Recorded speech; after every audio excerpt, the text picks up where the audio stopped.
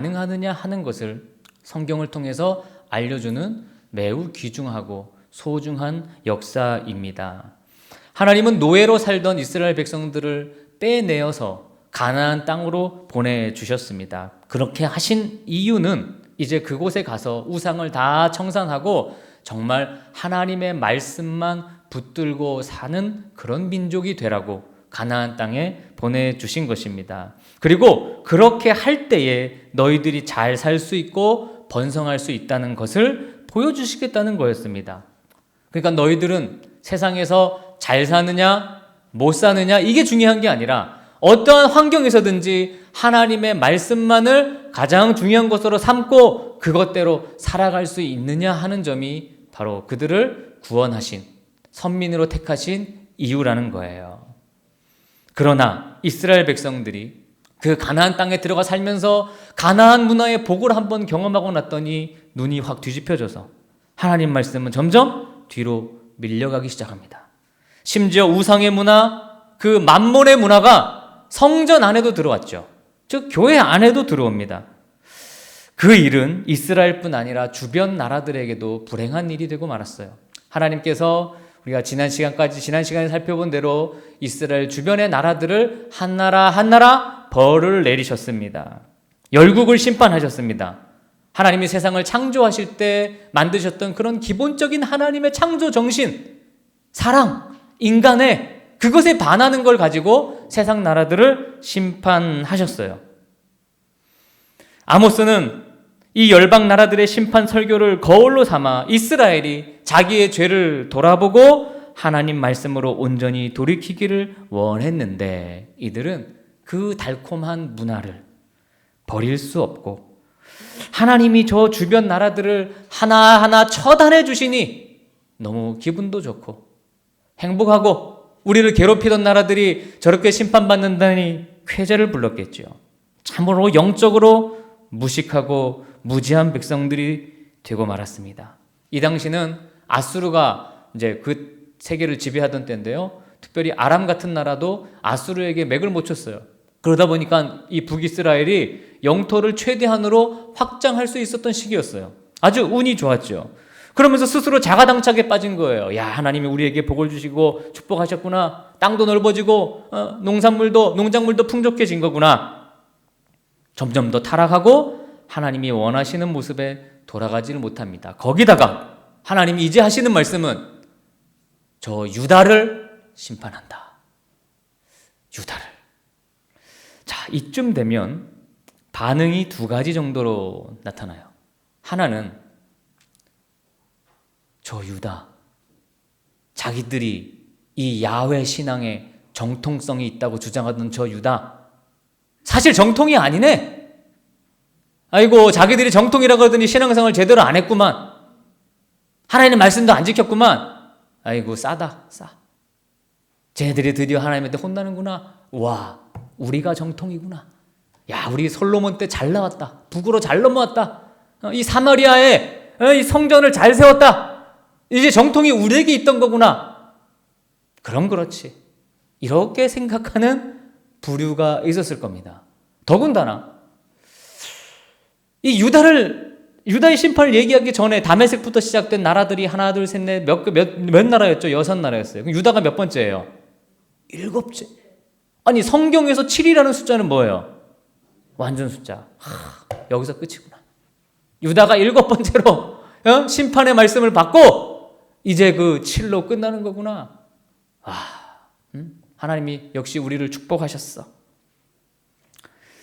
그렇게 생각한 사람이 있었다는 거죠. 많이 있었겠죠. 그러니까 이들은 하나님 말씀을 들으면서도 지나치게 자기에게는 연결을 못 시키는 참 무지한 사람들, 무지한 백성들이었어요. 나와는 상관이 없는 말씀인 줄 알아요. 누가요? 내가. 이스라엘이 아니라 따라해보세요. 내가. 하나님 말씀을 희한하게도 나에게는 연결을 못 시켜요. 다른 나라만 생각하고 다른 사람만 생각하고 반대쪽만 생각하고 오늘 말씀 제목처럼 이제는 내가 혼날 차례인데 내가 터질 차례인데 여러분, 말씀은 지나치다 쉽게 나에게 적용해야 하는 것입니다. 할렐루야. 말씀은 지나치게 나에게 적용하는 거예요. 저도 설교를 준비하다 보면 가끔 어떤 부분에선 사람의 얼굴이 떠오를 때가 있어요. 그 사람이 좀 들으면 좋겠다. 그렇게 드는 생각이 드는 순간 그 설교는 찢어버립니다. 딱 없어 다시 씁니다. 사람에게 하는 것이 아닙니다. 나에게 하는 것입니다. 나에게 하는 거예요. 하나님 말씀 내게 주시는 것입니다. 또 이런 반응을 하는 사람들도 있었을 거예요. 이상하다. 그래도 저 유다는 성전 중심의 생활을 하는 애들인데, 저기 그래도 말씀 중심으로 사는 애들인데 하나님이 유다를 심판한다고? 야, 이거 좀 좀 예감이 좀 불길한데? 그거 이제 우리한테 차례가 올 것 같은데? 그래도 이런 사람들은 좀 정신이 깨어 있는 거죠. 그렇지 않겠습니까? 그나마 기대하지 않는 방향으로 지금 흘러가고 있는 거예요. 아모스가 열방 나라들과 마찬가지로 유다에 대해서 아주 간결하지만 핵심을 담아서 유다가 왜 벌을 받아야 하는지를 이야기하고 있어요. 이거는 유다뿐만 아니라 지금 이 얘기를 선언하고 있는 북이스라엘에게도 해당되는 말씀인 거죠. 왜 혼나느냐? 자, 4절과 5절 말씀입니다. 4절과 5절을 읽겠습니다. 시작. 여호와께서 이와 같이 말씀하시되 유다의 서너 가지 죄로 말미암아 내가 그 벌을 돌이키지 아니하리니 이는 그들이 여호와의 율법을 멸시하며 그 율례를 지키지 아니하고 그의 조상들이 따라가던 거짓 것에 미혹되었음이라. 내가 유다에 불을 보내리니 예루살렘의 궁궐들을 사르리라. 유다는 다른 열방 나라들과는 다른 명목으로 심판을 받는데 바로 하나님의 말씀을 받았다는 이유입니다. 두 가지예요. 하나님 말씀을 받았는데 그것을 소중히 여기지도 않고 그리고 지키지도 않았다는 거예요. 네, 여기 송출될 때 성경 화면이 본문이 안 나가고 있습니다. 네, 방송을 체크해 주세요. 바로바로 실시간으로 하니까 바로바로. 네. 말씀을 지키지 않은 죄. 그럼 이게 문제예요. 그러니까 여러분 우리는 다 하나님의 자녀들이잖아요. 매 주일 말씀 받고 여러분 뭐 말씀 개인적으로도 읽잖아요. 근데 그거를 소중히 안 여기고 지키지 않은 게 벌받는 이유다. 하나님 말씀을 여러분 이사야, 그러니까 아모스와 같은 시대에 활동한 이사야는 이사야 5장 24절에 이렇게 표현했어요. 하나님 말씀을 멸시했다. 아주 그러면서 또 자세히 이것에 대해서 설명해요. 아모스는 2절밖에 얘기 안 했는데 또 아모스 2장 4절에 이것이 거짓 것에 미혹되었다와 연관된 말씀으로 이사야 5장 18절 이하에 거짓으로 가득 찬 세상을 만들어 하나님의 계획을 멸시했다고 설명합니다. 멸시했다. 지금 소리가 좀 커졌는데요. 하울링이 울리는데요. 네. 조금 줄여주시고요. 네, 좋습니다. 여러분, 우리 사회의 황폐한 모습은 반드시 교회의 타락의 이유가 있습니다. 그건 뭐 분명한 사실입니다.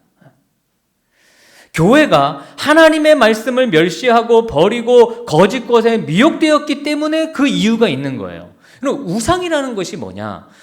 구약에 쫙 흐르는 그 우상 숭배라고 할 때 그 우상의 가장 핵심이 뭐냐? 따라해 봅시다. 거짓입니다. 우상은 거짓 덩어리예요. 거짓의 모든 것이에요. 우리 주변에 여러분 각종 이단들이 있잖아요. 그 각종 이단들의 가장 특징이 뭐냐? 거짓입니다. 그러니까 하나님의 이름을 이용해서 자기의 욕심을 채우는 거예요. 그래서 이단은 거짓이에요. 이사야 28장 15절 말씀을 한번 보겠습니다. 이사야 28장 15절입니다. 같이 읽겠습니다. 시작.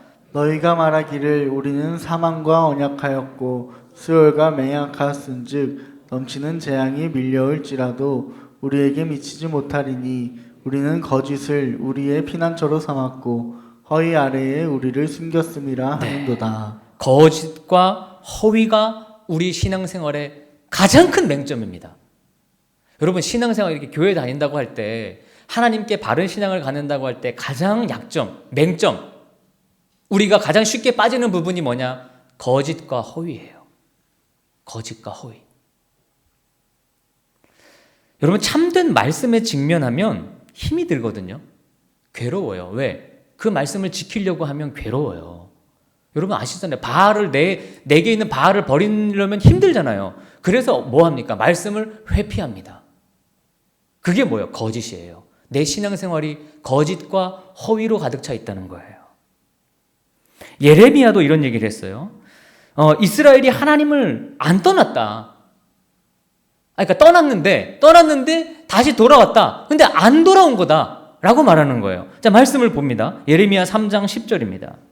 예레미야 3장 10절 시작. 이 모든 일이 있어도 그의 반역한 자매 유다가 진심으로 내게 돌아오지 아니하고 거짓으로 할 뿐이니라. 여호와의 말씀이니라. 호세아서부터 계속 들은 얘기 아니겠습니까? 거짓으로 회개하고 거짓으로 하나님 앞에 다짐한다. 그렇게 하나님은 유다도 이방 나라, 열방 나라들과 아무런 차이 없이 불을 태우실 것입니다. 열방 나라들은 인간의 어떤 잔인함으로 인해 불탔지만 이스라엘은 하나님의 말씀을 버리고 거짓과 허위로 신앙생활한 것 때문에 불타게 된다는 거예요. 이게 예언서의 말씀이에요. 제가 볼 때 이게 핵심이 아닐까라는 생각이 들어요. 예언서의 핵심은. 이쯤 되니까 저도 여기서 잠깐 설교를 이렇게 쓰다가 멈췄어요. 왜냐? 나에게도 많거든요. 거짓과 허위가 많아요. 아마 여기 있는 분들 중에 제가 제일 많을 거예요. 목사니까 너무 많아요. 너무 많아요. 그러니까 그 말은 말씀을 안 지킨다는 거죠. 돌이키지 않는다는 얘기예요. 그럼 뭐 그렇다고 제가 무슨 개판으로 사느냐? 그런 건 아니에요. 최선을 다해 노력하는 거예요. 치열하게 싸우는 거예요. 그럼 작은 변화가 나타나요. 그러니까 우리가 그 작은 변화들을 보기 위해 이런 말씀을 들고 사는 거예요. 그 작은 변화가 있느냐를 질문하는 거예요. 그럼 희망이 있습니다. 그렇게 살다 보면. 여러분, 신앙은 거짓되면 안 됩니다. 하나님 말씀에 직면하면 돌이켜야죠. 회피해서도 안 됩니다. 바로 오늘의 이스라엘의 심판이 우리에게 이 중요한 점을 알려주고 있는 것입니다. 여러분, 이 세상 참 짧죠? 하고 싶은 거, 좋은 거 다 못하고 죽습니다, 우리는. 그럴 바에는 하나님 말씀대로 한번 살아보지 않겠습니까? 어차피 다른 거 다 못해요. 그럼 이거 하나 하면 좋죠. 이제 유다에서 본격적인 이스라엘로 심판이 넘어갑니다. 6절이에요. 6절 말씀입니다. 자, 시작. 여호와께서 이와 같이 말씀하시되 이스라엘의 서너 가지 죄로 말미암아 내가 그 벌을 돌이키지 아니하리니 이는 그들이 은을 받고 의인을 팔며 신 한 켤레를 받고 가난한 자를 팔며 6절, 7절, 8절이 이제 왜 이스라엘이 벌 받아야 되느냐 그 이유를 좀 설명하고 있는데 조금 굳이 좀 세분화시키면 6절은 약간 정치적인 면을 강조하고요. 7절은 좀 사회적인 면, 8절은 좀 종교적인 면을 담고 있다고 여러분 보시면 되겠습니다. 여러분, 하나님께서 이스라엘에게 계속 지도자를 세워주셨죠. 모세, 여호수아, 사사, 그 다음에 왕들. 근데 하나님이 그들을 세워주실 때마다 그들에게 요구한 것이 하나가 있었어요. 바로 공정한 판결입니다. 그 당시에도 왕이 하는 가장 많은 일, 중요한 일은요, 판결하는 거예요. 그럼 모세도 그거 한 거 아니겠습니까? 백성들이 어떤 문제를 가지고 찾아 나오면 이게 맞다, 이게 그르다, 이걸 판단해 준 거예요. 너가 잘했고 너는 잘못했다. 그러니까 이것을 아주 하나님 말씀에 따라 정의롭고 공의롭게 하라고 지도자를 세워주신 것입니다. 하나님께서.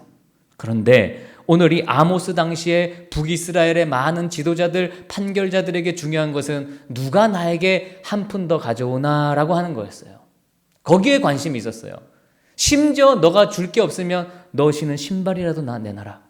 그럼 내가 너를 위해 판결해 줄게. 조금 이득 있게 판결해 줄게. 이들에게 여러분 신발이 얼마나 중요해요. 한 켤레가. 야, 그거라도 벗어. 그거 없으면 너 머리에 있는 머리핀이라도 내놔. 그거라도 줘라. 뭔가 내라는 거예요. 또 이들은 이자 놀이를 했어요. 어려운 사람들에게 돈을 빌려주고 이자를 높게 쳐서 받아가지고 돈을 번 거예요. 하나님이 굉장히 싫어하셨어요. 이런 거에 대해서. 당파적인 의견이 중요했어요. 공정하지 않았어요. 여러분, 구약 성경을 읽어보세요. 다 그 얘기입니다. 놀랍도록 창세기부터 말라기까지가 이 공정한 판결에 대해 얘기하고 있어요. 우리 삶에 있어서. 사람의 물건 취급받는 사회, 돈이라면 무슨 행위든지 한다는 거죠. 그래서 6절에서 8절까지 전부 보면 가난한 자, 힘없는 자, 연약한 자에 대한 긍휼이 없는 행위를 지적하고 있는 거예요. 여러분 시편 113편 7절에 따르면 하나님은 연약하고 힘이 없고 가난한 자를 먼지더미에서 일으키시는 분이라고 했는데 이스라엘은 오히려 그들을 짓밟고 있는 겁니다. 7절을 읽어봅니다. 시작. 힘없는 자의 머리를 티끌 먼지 속에 발로 밟고 연약한 자의 길을 굽게 하며 아버지와 아들이 한 젊은 여인에게 다녀서 내 거룩한 이름을 더럽히며. 네, 그런 일을 왜 하면 안 되느냐? 하나님의 이름을, 거룩한 이름을 더럽히는 일이라는 거예요. 이해가 되십니까? 사람을 그렇게 판단하고 그런 식으로 돈을 벌고 연약한 자들에 대한 관심이 없는 것이 하나님의 거룩한 이름을 더럽히는 행위라는 거예요. 참혹한 현실이라는 거죠. 하나님 보실 때. 뿐만 아니라 아버지와 아들이 한 젊은 여자에게 가는 거, 이거는 굉장히 은밀한 일이죠. 숨겨진 일이에요. 누가 조사하지 않는 이상은 알 수 없는 일 아니겠습니까? 그런데 그런 일이 표면 위로 드러났어요. 여러분 레위기를 보면 하나님이 어떤 곳을 심판하실 때 표면 위로 드러나는 죄가 두 가지입니다. 우상 숭배와 음행이었습니다. 근데 그것이 어떤 뒤에서 이루어지는 행위들인데, 죄들인데, 근데 그게 사회에 이렇게 수면 위로 올라올 때 하나님은 그것을 처단하신 거예요. 그러니까 지금 이 사회는 이런 일들이 다 표면적으로 드러났다는 것입니다. 정치적으로는 공의가 사라졌고, 사회적으로는 죄들이 표면화됐고, 종교적으로는 어떨까요? 8절입니다. 8절 시작.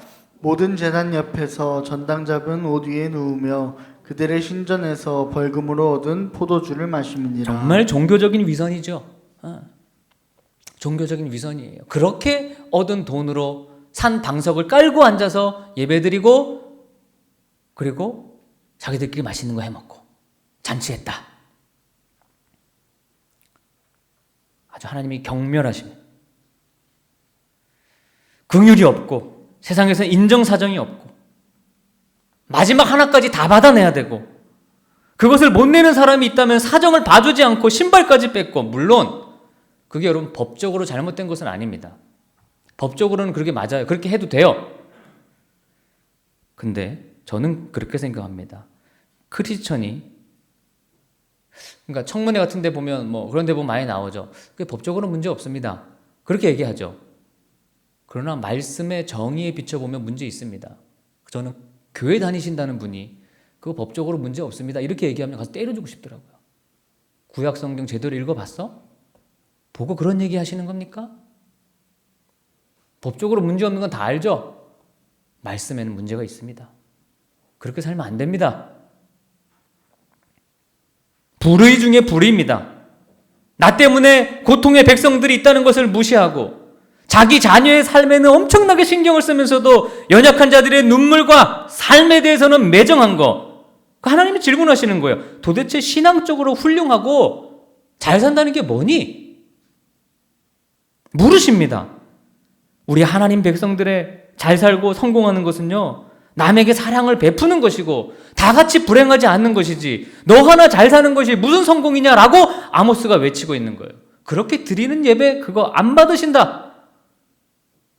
여러분, 그러니까 젊은이들이요, 세상에서 하나님 말씀을 지키는 게 불가능하겠구나 이렇게 생각하는 애들이 많아요. 이런 말씀을 듣고 공부하면서 제가 저렇게 나누면서 그런 얘기들을 많이 해요. 버젓이 망해가는 바알 신앙을 자녀에게까지 물려주고 내게 조금이라도 손해보는 일이 있으면 가차없이 고소와 고발과 정죄를 하는 사람들이 어떻게 하나님 백성이냐. 그렇게 얻은 의자에 앉아서 하나님께 복을 달라고 하면 하나님이 복을 주시겠느냐. 하나님의 이름을, 거룩한 이름을 더럽히고 드리는 예배는 예배가 아니다. 참 신기하게도 주일에 아주 열정적으로 열심을 내는 사람들 중에 많은 사람들이요, 평일의 삶에서는 정의를 무시하고요, 경멸하며 살아가는 사람들이 있어요. 하나님이 다른 거는 몰라도 그런 것에 대해서는 철저하게 책임을 물으시겠다는 것입니다. 그건 크리스천의 삶이 아니라는 거예요. 하나님을 향한 위선이든 사람을 향한 위선이든 상관없이 그런 죄가 있는 한 모든 예배는 무익한 것이 된다라는 것이 아모스서의 경고입니다. 자, 9절에서 12절을 읽어봅니다. 9절에서 12절입니다. 시작. 내가 아모리 사람을 그들 앞에서 멸하였나니 그 키는 백향목 높이와 같고 강하기는 상수리 나무 같으나 내가 그 위에 열매와 그 아래의 뿌리를 진멸하였느니라. 내가 너희를 애굽 땅에서 이끌어내어 40년 동안 광야에서 인도하고 아모리 사람의 땅을 너희가 차지하게 하였고 또 너희 아들 중에서 선지자를 너희 청년 중에서 나시린을 일으켰나니 이스라엘 자손들아 과연 그렇지 아니하냐. 이는 여호와의 말씀이니라. 그러나 너희가 나시의 사람으로 포도주를 마시게 하며 또 선지자에게 명령하여 예언하지 말라 하였느니라. 원래 하나님과 이스라엘이 어떤 관계였는지를 설명하고 있죠. 어떻게 인도하셨는지. 그 가나안 땅에 살고 있던 민족들이 아모리 민족이죠. 아모리 사람들입니다. 이 사람들은 뭐 아주 잘 훈련된 군사를 가지고 있었고 등치도 엄청 컸어요. 이들에 비하면 이스라엘 백성들은 메뚜기 같은 존재였어요. 그러니까 그 가나안 땅을 들어가서 전쟁에서 이길 수 있다는 보장이 없어요. 그런데 하나님이 이기게 해주셨어요. 승리하게 해주셨단 말이에요. 그래서 그곳에 가서 이제 이스라엘 백성들이 오히려 그곳에서 강한 민족이 된 거죠. 그런데 너희들도 그렇게 약한 존재였는데 왜 지금 네보다 약한 존재를 짓밟니? 라고 하는 얘기입니다. 그 얘기 하시려고 이 말씀을 과거 얘기를 하고 있으신 거예요. 왜 그런 기억이 어디 갔니? 또 선지자를 보내셔서 말씀도 주셨고 나시린을 통해서 영적 능력이 함께하는 그 거룩한 삶이 이런 거다라고 보여줬지 않느냐. 그런데 이제는 저 선지자만 없으면 좋겠다. 저 선지자만. 정기원 목사님만 좀 없으면 내가 편히 살 수 있겠다. 저 얘기만 안 하는. 야, 바꿔. 선지자 바꿔. 돈 더 많이 줘서 우리 듣고 싶은 얘기하는 예언자로 데려와. 그리고 나시린에게 술을 먹여. 야, 요즘 시대에 거룩하게 그렇게 살아봤자 소용없어. 할 거 다 하면서 믿을 수 있잖아. 뭐 바보처럼. 그래, 술 먹여버려. 그래, 나시린에게 술을 다 먹여버렸어요. 결국 이스라엘은 하나님이 세우신 원칙과 질서를 짓밟아 버렸습니다. 그러면 이스라엘은 하나님께 더 이상 특별한 존재가 아니죠. 왜냐하면 그것 때문에 하나님이 그들을 세웠는데 이제 그렇지 않다면 필요 없는 나라인 거예요. 아무 구별이 없어요. 그러면 심판받습니다.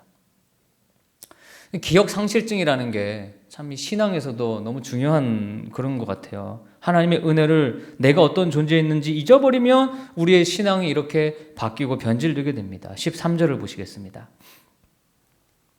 13절입니다. 시작. 보라 곡식단을 가득히 실은 수레가 흙을 누름같이 내가 너희를 누르리니. 이제 이스라엘에 대한 심판이 선포됩니다. 앞의 나라들과는 다르게요. 구체적이에요. 구체적으로 하나님이 어떻게 심판할지를 얘기하십니다.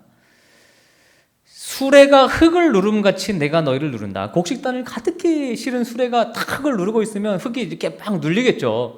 그 눌림 속에 밑에 있는 뭐는 뭐 움직이지를 못하겠죠. 근데 이 누르다는 단어가 히브리어로 마이크예요. 마이크란 단어인데 별로 이렇게 많이 쓰이지가 않았더라고요. 근데 거기에 되게 중요한 의미가 담겨 있습니다. 여러분, 귀신에게 눌리면 보통 잘 때 눌리면 뭐 눌렸다 그래요? 우리가 가히 눌렸다는 표현 쓰죠. 그런 비슷한 거예요. 그런 의미로 이해하시면 돼요. 또 사단이 우리를 누르면 영적으로 피폐해집니다. 그런데 여러분, 뭐 귀신에게 눌리고 사단에게 눌리는 거는요 별거 아니에요. 그 그냥 예수님의 이름으로 명하면요 그런 눌림에서 금방 빠져나오실 수 있어요. 그런데 하나님이 누르잖아요. 못 빠져나옵니다. 하나님이 누르시면요. 하나님이 누르고 있으면요 이상하게 은혜가 안 돼요. 은혜가 사라져. 마음이 강팍해져요. 그 하나님이 누르시는 거예요. 어떤 경우에는. 하나님이 누르고 있으면 뭐 무슨 방법을 써도 못 태어나요. 모든 권력을 다 동원해도 안 돼. 내가 가진 모든 물질 다 동원해도 그건 안 돼요.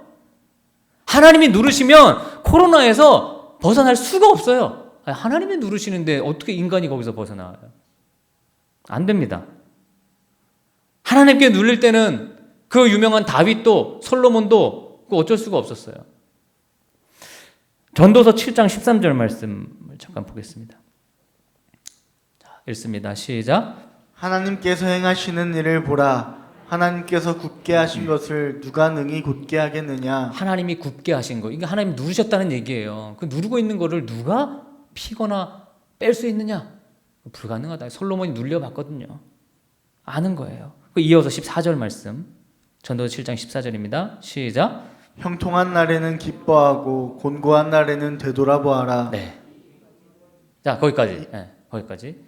공고한 날에는 뭐 해봐라?